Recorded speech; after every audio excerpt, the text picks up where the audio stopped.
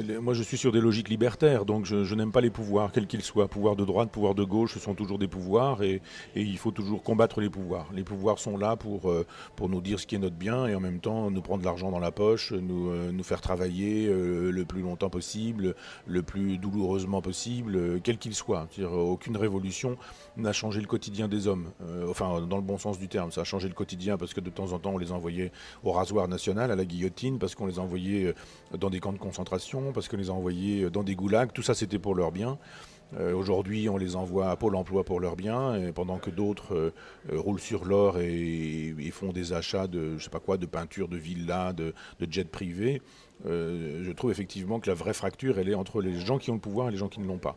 Donc pas forcément entre droite et gauche, même si je suis un homme de gauche, mais parce que la gauche c'est le partage. Théoriquement, ça devrait être ça. Les mots, effectivement, devraient être des occasions pour les gens de se remettre au centre d'eux-mêmes.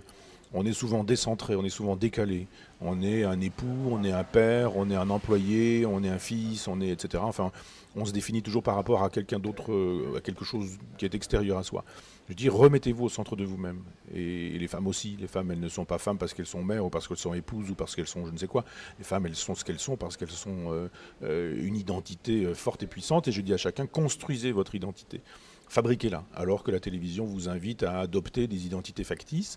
La philosophie consiste à dire, remettez-vous au centre de vous-même, fabriquez-vous comme des subjectivités, des singularités, écoutez-vous. Simplement, écoutez-vous, arrêtez d'écouter les autres, le monde, en vous disant voilà ce qu'il faut faire, comment il faut vous habiller, comment il faut penser, comment il faut parler. Comment... Non, je dis, remettez-vous au centre de vous-même. La philosophie, ça sert à ça. Il faut que l'individu se défende, lui. La société, elle veut que les individus soient digérés par elle.